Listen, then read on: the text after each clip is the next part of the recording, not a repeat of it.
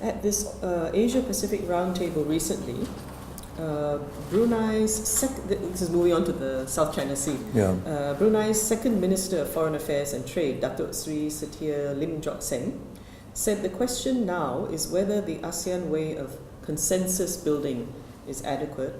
And he thinks yes, but it should be accompanied by a decision-making process for when answers are needed quickly. He wasn't talking about the South China Sea, but how would you view the situation in the South China Sea and how ASEAN is addressing it? ASEAN consensus is very important for the survival of ASEAN. And ASEAN, I think, by next year will become an ASEAN community. So here is the final process in the development of ASEAN.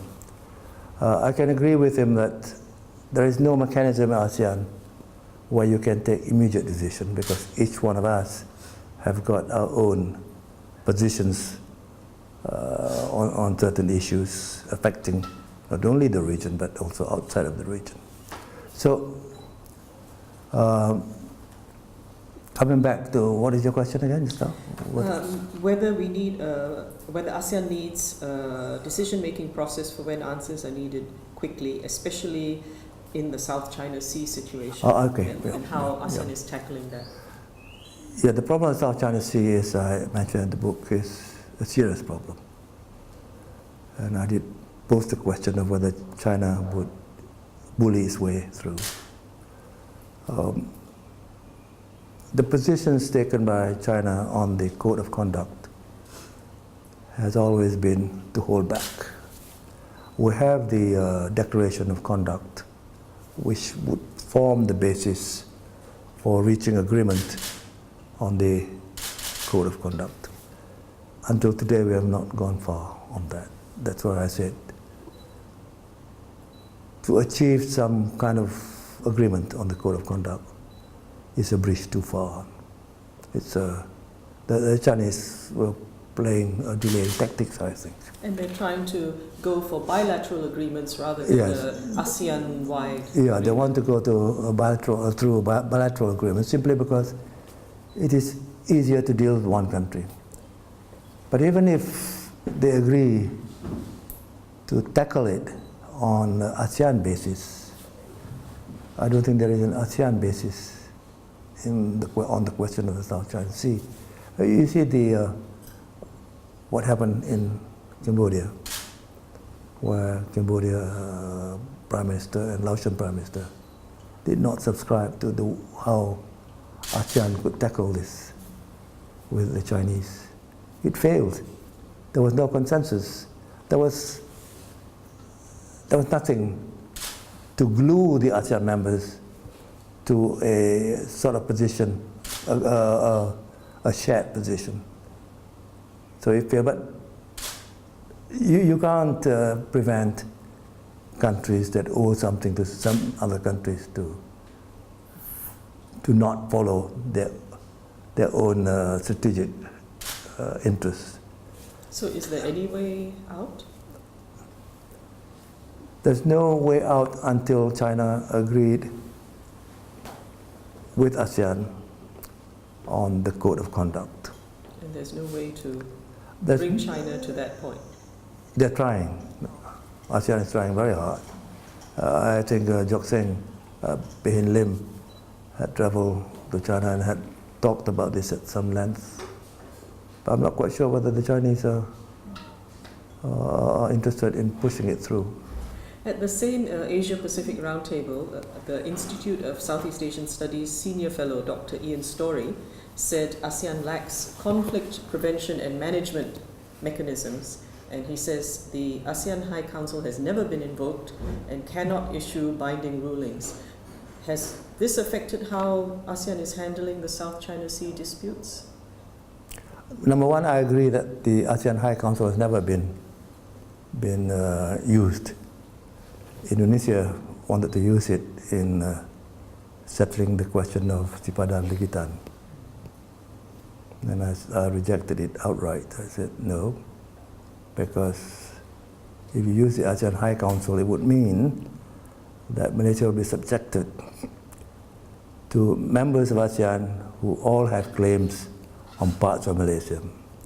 So it's never been used, and I don't. It can be used. I doubt it can be used to bring about some kind of resolution to the Code of Conduct to tackle the problems of the South China Sea.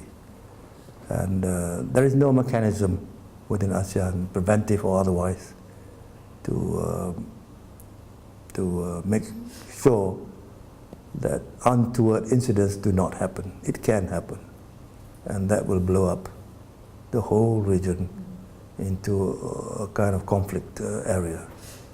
The Americans are coming in very strongly. They have recently, as I read in the papers, have called for a meeting of ASEAN defense ministers to look at security and shipping security. That's, I think, an effort to show the Chinese that they're quite serious in preventing any incidents. Would that be helpful, or will it escalate the situation? Well, the Chinese have never accepted what the Americans are doing. It gives some, how would I put it, some backing perhaps to ASEAN countries, moral if nothing else, because on the question of South China Sea, there is no shared perception of where we should go, what we should do. Does that answer to some extent? Going back out of the region, in growing up with the nation, you talked about Operation Morning Glory, Malaysia's attempt to negotiate with the factions in Somalia, and you wrote that it was a failure. What lessons did Malaysia learn there which could be applied to our current mediation efforts now? Yeah, the lessons that must be learned from that involvement was twofold. One is that I don't think we did understand fully the depth of conflict between the two factions. We went in simply on the basis of trying to bring in aid to the Somalis, because as you would recall, the last commander of UNISOM was a Malaysian. And when he came back, when UNISOM was folded, he told us about the situation, humanitarian situation in that country, how poor they are, how they're suffering and so on. So Operation Mogadishu that started UNISOM there was precisely to bring in economic aid. So it is on that basis that we went in, but we got along the way involved with the two leaders, trying to perhaps moderate or mediate between the two. And only later on I learned that they were so different in what they want to do for Somalia. And it had to fail. There's no way we could achieve anything. So there's some situations where Malaysia just has to say, sorry, we can't help. Exactly. You've also written about South Africa and Malaysia working side by side to try to bring an end to the civil war in Sudan, unsuccessfully at the time. What did each country learn from the other during that process? Each country, you mean? Malaysia and South Africa, about mediation. That we shouldn't interfere when there is already a process going on. And I think it was also a mistake, but a mistake that was done in, I suppose, in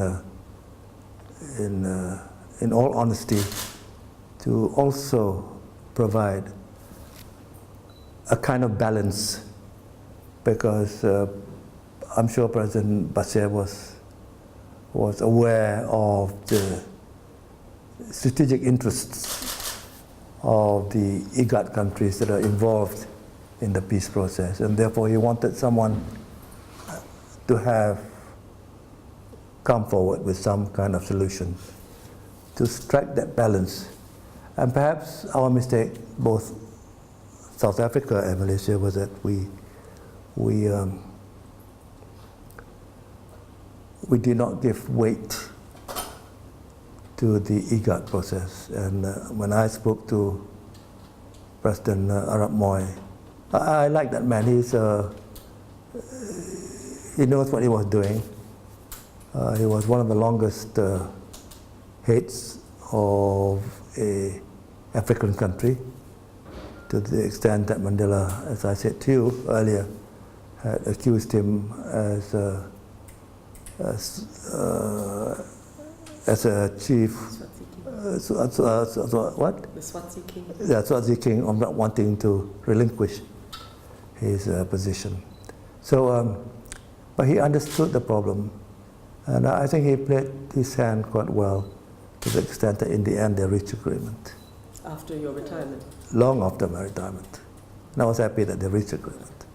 But I was sad when I learned of the death of John Garang through a helicopter, when his helicopter crashed. I like that man. I took some land with him in his house in one of the corners of Nairobi. That he was not interested in a breakup of Sudan. He was just interested in the equitable distribution of wealth. The oil wealth. Yes, and the to inform, to tell the North of the need not to impose the Sharia law on the Southerners. And I talk about Sharia law at some length with Al-Turabi, who was the Muslim ideologue. He was kicked out and put in prison later on. And I also talk at some length with President Omar Basir, that you can't impose something on the animists and the Christians, your own rules and so on. And the same thing, but this is a problem with the Northerners, they are Arabs. And they were in Darfur. They were accused of exploitation of the Muslim blacks. So this is again, as the Darfuris say, is an Arab, what do you call this, exploitation of the African blacks, Muslims and Christians. So I don't know, but now things seem to be okay, despite the fact that there are some skirmishes between the South and the North still, but the country is divided. The thing to look forward to is how they can come to terms about the taxes for the oil to flow out through Sudan from the South. Coming back to Malaysia, I think it was in your postscript that you wrote that we can only be credible, quote, if in our own house our actions are consistent with what we profess. And now more than ever, Malaysia is faced with increasingly discordant religious and ethnic issues. How would you apply the knowledge and experience you gained abroad if you were asked to tackle these issues at home? Yeah, it's not an easy question to answer, but I'll try. The foreign policy is a projection of domestic policy. And what happens here in our country is projected overseas. We have always been projecting the ideal situation we find ourselves in at that time, that here is a country with different races, different religious backgrounds, different customs, and yet living together peacefully. And this is the one thing that we tried to project even in Bosnia, because Bosnia was like our country too, except that the Serbs had usurped their situation there. So But today, you find statements made by various groups, various people, which tend to destroy that social fabric of the country. And that social fabric today is being torn by people who I believe doesn't want to see a united Malaysia. And this is very dangerous, I think. It saddened me a lot to find that people have got that kind of extreme positions and views on certain things. But to be allowed to say so in so many words in the mainstream newspapers, including New Straits Times, is playing up and pandering to what they're professing or trying to destabilize the social fabric of the country. And you cannot project this overseas, because overseas we want to project the spirit of moderation, the spirit of unity among diversity, in diversity.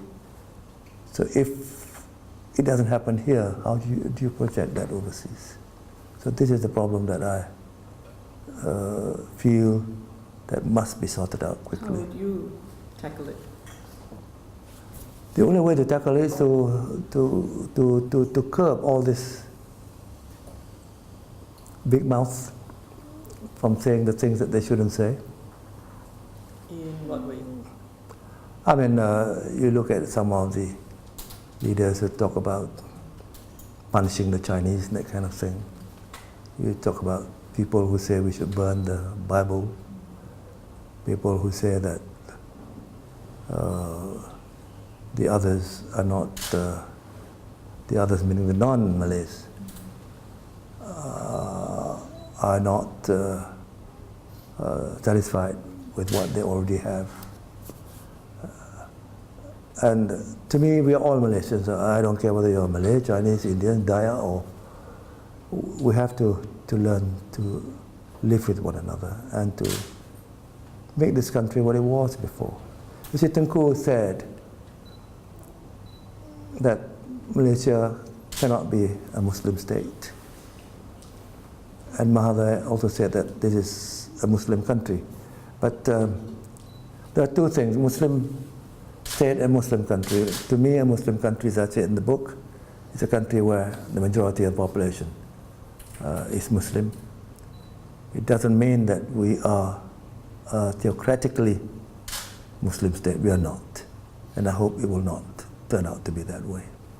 So it's up to the political leaders to think rationally, I think, to see the dangers that we may face if this sort of statements are continually aired both in the mainstream media, including the TV and so on, and elsewhere. Okay, those were my questions. Is there anything I didn't ask that you want to comment on? Can't think of anything. Well, lastly, maybe I should thank you for inviting me to face your cameras. Thank you, Tan Sri. Thank you very much.